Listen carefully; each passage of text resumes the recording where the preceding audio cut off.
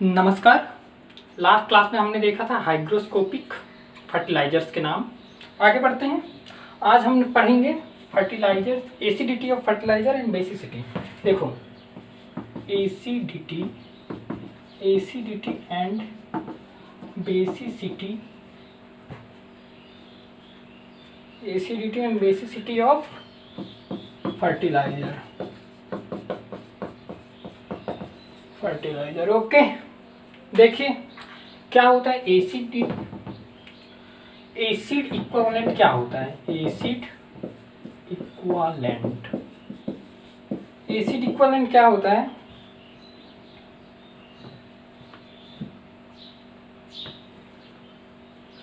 Acidic fertiliser के use करने से, देखिए एसिडिक फर्टिलाइजर्स के यूज करने से क्या होता है? सॉइल एसिडिक हो जाता है। सॉइल एसिडिक हो गया है कि नहीं? सॉइल एसिडिक हो गया। अब इसे न्यूट्रल करने के लिए हमें क्या डालना है? अमेंडमेंट के रूप में कैल्शियम कार्बोनेट, चूना डालना है। तो यह कितना चूना की जरूरत हमें पड़ेगा, इसी को कहा जाता है क्या? Acid equivalent. समझ गए? चलो, दूसरा टर्म है बेसिक इक्विवेलेंट। ये भी वही बेसिक फर्टिलाइजर। आपने बेसिक फर्टिलाइजर का यूज किया, इससे क्या होगा? सॉइल बेसिक हो गया। अब बेसिक में आप क्या डालेंगे? जिप्सम ऐड किए तो कितना जिप्सम चाहिए, यही क्या है? Basic equivalent. अब इसके कुछ वैल्यू आपको डायरेक्ट याद कर लेना है। किस उर्वरक का एसिडिक इक्विवेलेंट कितना होता है और बेसिक। एग्जाम में आपको ये नहीं पूछेगा, कुछ नहीं पूछेगा, डायरेक्ट बोलेगा acid equivalent of this fertilizer बताइए, acid basic equivalent of this fertilizer. तो एक चार्ट बना लीजिएगा, फर्टिलाइजर का नाम फर्टिलाइजर, आगे लिखिएगा एसिड इक्विवेलेंट। ओके, चलिए और एक बना लीजिएगा, फिर फर्टिलाइजर का आगे देखेंगे उसको। फर्टिलाइजर पहला लेते हैं एनहाइड्रस अमोनिया। सबसे ज्यादा नाइट्रोजन किसमें पाया जाता है? एनहाइड्रस अमोनिया में। ऐसा कौन सा फर्टिलाइजर है जिसमें सबसे ज्यादा नाइट्रोजन पाया जाता है? एनहाइड्रस। कितना परसेंट पाया जाता है? 82%। Anhydrous ammonia. एसिड इक्विवेलेंट की बात करें तो 148 मैक्सिमम। आगे देखते हैं अमोनियम क्लोराइड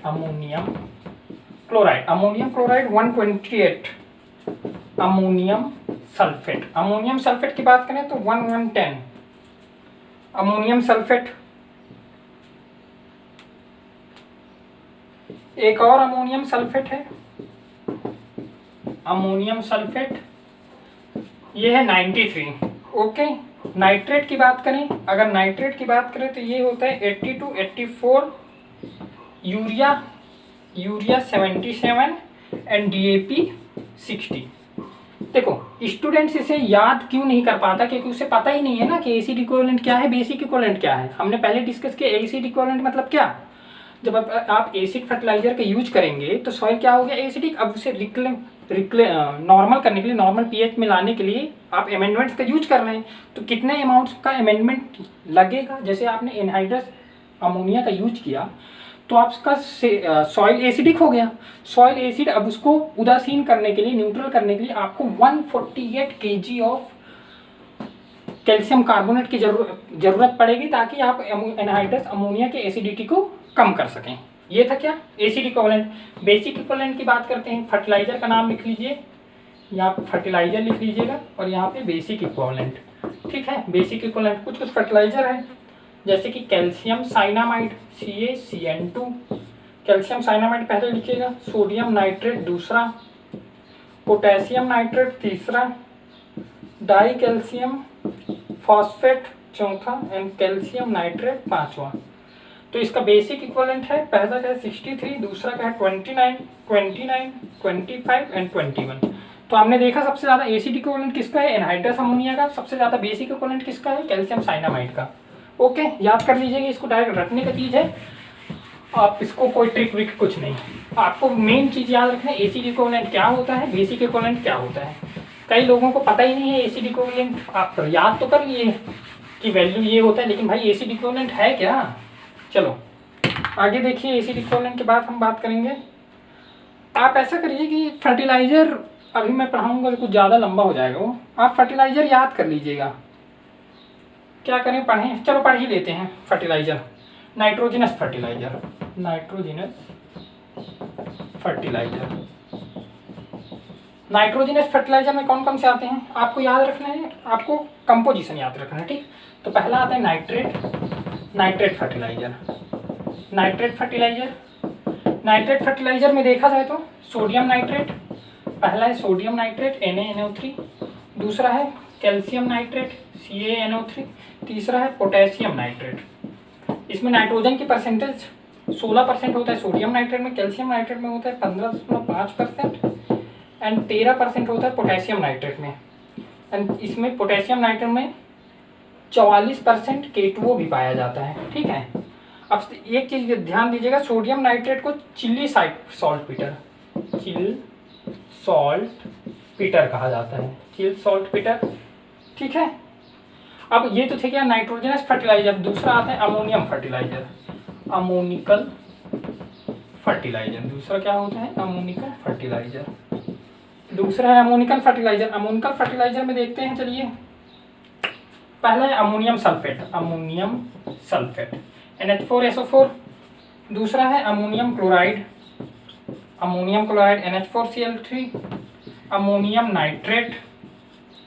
तीसरा है कैल्शियम अमोनियम नाइट्रेट, जिसे हमने क्या बताया था, किसान खाद या फिर सोना खाद।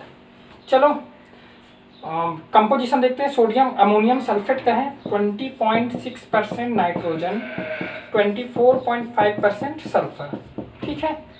26% नाइट्रोजन पाया जाता है अमोनियम क्लोराइड में।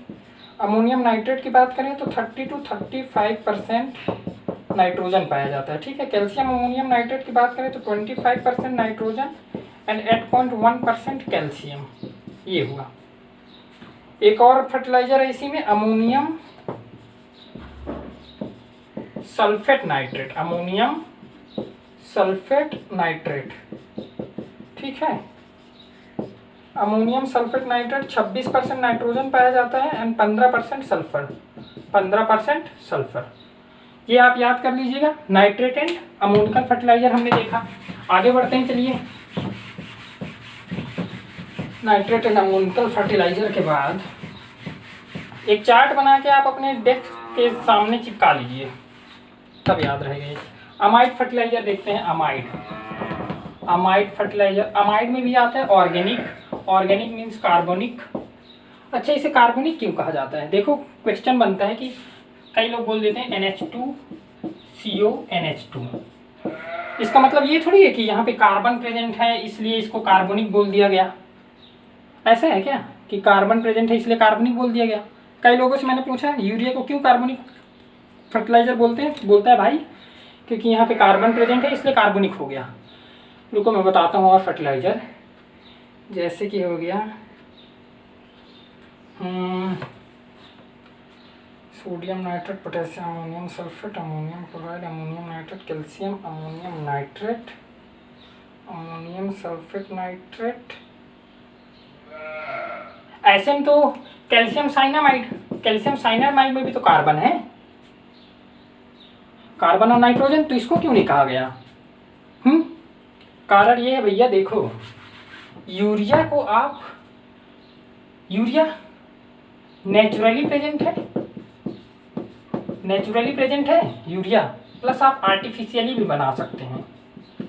आर्टिफिशियली कभी गूगल करिएगा या फिर कहीं से इंफॉर्मेशन लीजिएगा कि यूरिया को क्यों कार्बनिक ऑर्गेनिक फर्टिलाइजर क्यों कहा जाता है। इसको आप देख लीजिएगा। किसने बनाया था? मूलर ने बनाया था। याद रखिएगा यूरिया का संश्लेषण किसने किया था। अमाइड फर्टिलाइजर ऑर्गेनिक में पहला आता है यूरिया। यूरिया में आप जानते हैं यूरिया में 46% नाइट्रोजन पाया जाता है, ठीक है, ठीक है।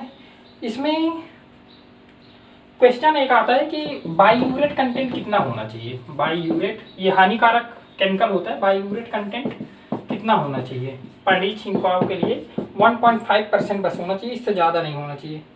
देखो नॉर्मल ब्रॉडकास्टिंग के लिए 1.5% होना चाहिए एंड फोलियज के लिए, फोलियर स्प्रे के लिए फोलियर स्प्रे के लिए नॉट मोर देन 0.25%, मतलब फोलियर स्प्रे के लिए 0.5% हमें बायोरेट कंटेंट होना चाहिए एंड ब्रॉडकास्टिंग के लिए 1.5%। ठीक है। इनऑर्गेनिक की बात करें, देखो हमने अभी पढ़ा ऑर्गेनिक में आया यूरिया, इनऑर्गेनिक की बात करें तो कैल्शियम साइनामाइड, कैल्शियम साइनामाइड पहला हो गया, एंड थायो यूरिया। थायो यूरिया आप पढ़े हैं, डोरमेंसी ब्रेकर भी है आलू में। थायो यूरिया का फॉर्मूला देख लीजिए, NH3CS NH2, NH2CS NH2। अब बात करें तो कैल्शियम साइनामाइड में पाया जाता है 21% नाइट्रोजन, एंड थायो यूरिया की बात करें तो 36.8% नाइट्रोजन। आगे है एनहाइड्रस अमोनिया। हमने बात किया था कि सबसे ज़्यादा किसमें पाया जाता है नाइट्रोजन कंटेंट, एनहाइड्रस अमोनिया में 82%। ये तो हैं हमारे एमाइड फर्टिलाइजर्स। आगे बढ़ते हैं, फास्फोरस फर्टिलाइजर की बात करते हैं।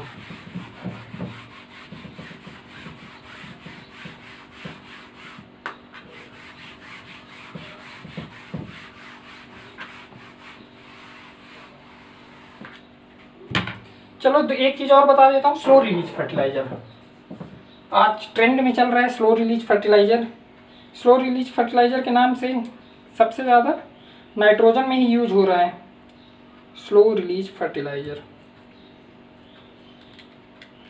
स्लो रिलीज फर्टिलाइजर देखते हैं क्या क्या है।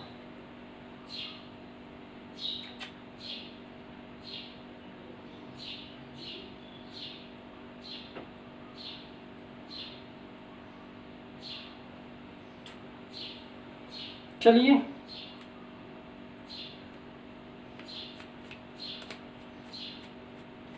हमारा हाथ गंदा हो गया यार।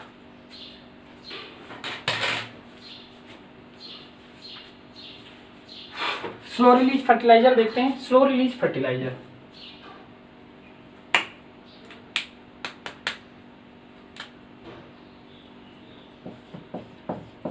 Slow release fertiliser, okay. Slow release fertiliser, तो स्लो रिलीज फर्टिलाइजर में दो प्रकार आता है। देखो, एक होता है सिंथेटिक,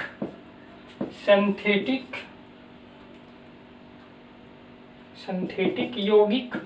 मतलब क्या है इसका मैं बता देता हूँ कि देखो, एक आता है कि यूरिया का ग्रेन्यूल्स है, यूरिया ग्रेन्यूल्स, तो जिसमें जो कंटेंट होता है जो स्लो रिलीज करने में हेल्प करता है, वो जब बनता है ग्रेन्यूल्स बनता है उसके कंपोजिशन के अंदर ही रहेगा। मतलब समझ रहे हैं, यूरिया ये पाउडर फॉर्म, ये हुआ यूरिया, ये क्या है यूरिया, ओके। अभी हम बना रहे हैं, इसमें क्या ऐड कर दिया आपने, स्लो रिलीजिंग केमिकल्स, जो भी केमिकल है वो डाल दिए, ये रहा वो।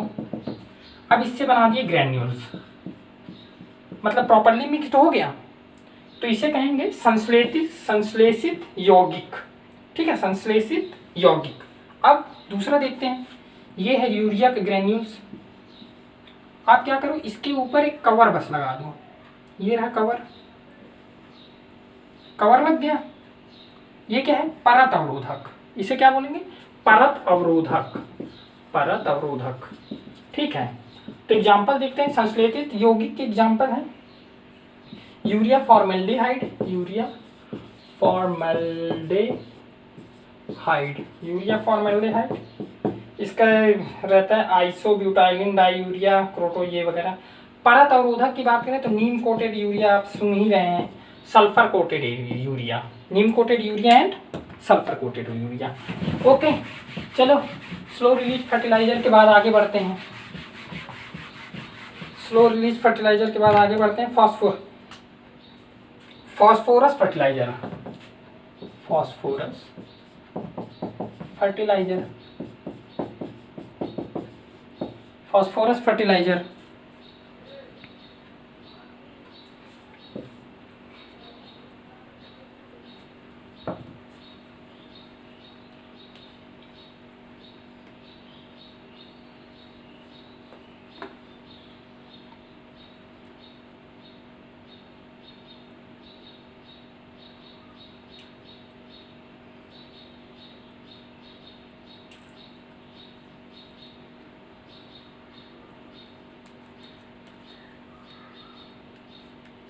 फास्फोरस फर्टिलाइजर, फास्फोरस फर्टिलाइजर में क्या 3 प्रकार से हैं फास्फोरस फर्टिलाइजर।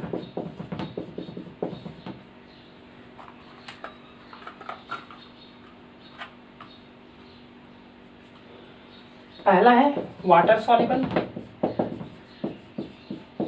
वाटर सॉल्युबल, दूसरा है citrate soluble, citrate soluble, and तीसरा है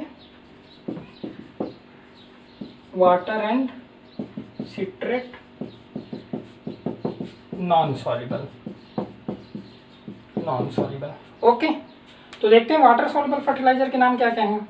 पहला है वाटर सॉल्युबल फर्टिलाइजर, जल्दी जल्दी पढ़ते हैं क्योंकि आपके पास टाइम नहीं है इतना ज़्यादा। वाटर सॉल्युबल में आता है SSP, DSP, TSP, DAP and MAP. क्या क्या है, single super phosphate, double super phosphate, triple super phosphate, di ammonium phosphate and mono ammonium phosphate. ठीक है, तो एसएसपी की बात करें तो 16% P2O5 पाया जाता है, 16% P2O5, 19% calcium, 12% sulphur, 0.5% magnesium. Okay, DSP की बात करें तो 32%, 16 दूनी 32% P2O5, 16 से 46 से 48% P2O5 टीएसपी में पाया जाता है। डीएपी में देखा जाए तो 18% nitrogen and 46% P2O5। Okay, MAP में 11% नाइट्रोजन, 48% P2O5। चलो, ये तो क्या था वाटर सॉल्युबल। दूसरा आता है citrate soluble, citrate soluble, citrate soluble fertilizer की बात करें तो di calcium phosphate, di calcium phosphate, di calcium phosphate. दूसरा basic slag, basic slag. Di calcium phosphate में क्या है 33 से 40% P2O5। बेसिक स्लैग में क्या है 14 से 18% P2O5, 14 से 18% P2O5। ये तो थे citrate soluble and water soluble. आगे देखते हैं citrate and water insoluble, citrate and water insoluble. चलिए तीसरा लिखिएगा, water and citrate insoluble, insoluble. ठीक है, वाटर एंड सिट्रेट इनसॉल्युबल में आता है रॉक फॉस्फेट, रॉक फॉस्फेट। दूसरा है raw bone meal, raw bone meal. तीसरा है steamed bone meal, steamed bone meal. Rock phosphate का कंपोजिशन देखा जाए तो 20 से 30% P2O5, 3 से 4% P2 नाइट्रोजन है एंड 20 से 25% P2O5। स्टेम्ड बोन मील 1 से 2% नाइट्रोजन, 20 से 30% P2O5। ओके, ये थे वाटर एंड सिट्रेट इनसॉल्युबल। अब पोटासिक उर्वरक की बात कर लेते हैं, ये लास्ट है हमारा पोटेशिक उर्वरक। थोड़ा सा और धैर्य रखिएगा। पोटेशिक फर्टिलाइजर, पोटेशिक फर्टिलाइजर देखते हैं कौन कौन से पोटेशिक फर्टिलाइजर में है। क्लोराइड युक्त, क्लोराइड कंटेनिंग, क्लोराइड कंटेनिंग। अच्छा,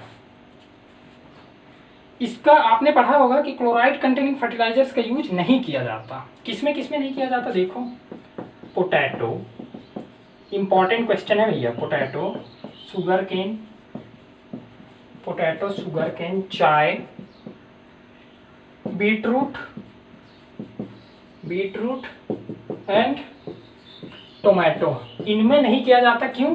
क्योंकि पोटेशिक फर्टिलाइजर क्वालिटी को डिक्रीज कर देता है, क्वालिटी को डिक्रीज कर देता है। ठीक है, तो क्लोराइड युक्त में बात करें तो म्यूरेट ऑफ पोटाश, क्लोराइड युक्त की बात करें तो muriate of potash, calcium 60% K2O। हमने कन्वर्जन फैक्टर तो देख ही लिया था 0.43, 0.8, फिर इधर देखे थे 1.12, फिर इधर देखे थे 2.25, ऐसा करके KCl। अब देखते हैं क्लोराइड जिसमें ना हो, अब्सेंट हो, क्लोराइड अब्सेंट हो। इसके एग्जांपल है potassium sulphate, then potassium nitrate then potassium carbonate, then potassium schoenite. तो पोटेशियम सल्फेट की बात करें तो 48 से 52% K2O and 17.6% sulphur. Potassium nitrate की बात करें तो 13% nitrogen and 44% K2O। Potassium carbonate की बात करें तो 65% K2O। और यहीं पे ये सब फर्टिलाइज़र तो हमारे ख़त्म हुए, प्राइमरी फर्टिलाइज़र थे ये। प्राइमरी मतलब जो NPK प्रोवाइड कराएं। अब हम देखेंगे सेकेंडरी फर्टिलाइज़र्स। सेकेंडरी फर्टिलाइज़र्स कुछ हैं, बस कुछ ही देर और फर्टिलाइज़र्स ख़त्म। फिर सेकेंडरी फर्टिलाइज़र हेडिंग करिएगा, secondary fertiliser. Okay, secondary fertiliser देखते हैं। पहला है जिप्सम, जिप्सम। दूसरा है कॉपर सल्फेट, तीसरा है फेरस सल्फेट, चौथा है आयरन पाइराइट, पांचवा है बोरैक्स, छठवा है मैंगनीज सल्फेट, सातवां है अमोनियम मोलिब्डेनेट, अमोनियम मोलिब्डेनेट। जिप्सम की बात करें तो जिप्सम में 29.2% कैल्शियम पाया गया एंड 18.6% सल्फर पाया गया। Copper sulphate 11.4% sulphur, 21% copper. Iron sulphate 18.8% sulphur, 19% iron.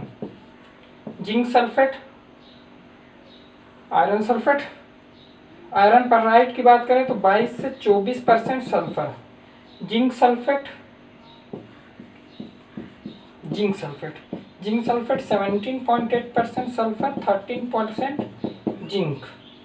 उसके बाद बोरैक्स 10.6% बोरॉन पाया जाता है इसमें।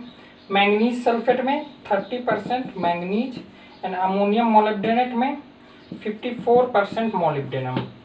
ओके,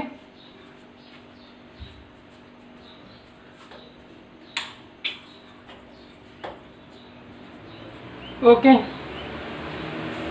आगे देखते हैं method of application of fertilisers. Method of application of fertiliser, क्या क्या मेथड से फर्टिलाइजर एप्लीकेशन किया जाता है। आज सॉइल साइंस का लास्ट लेक्चर है, इसमें हम खत्म कर देंगे सॉइल साइंस।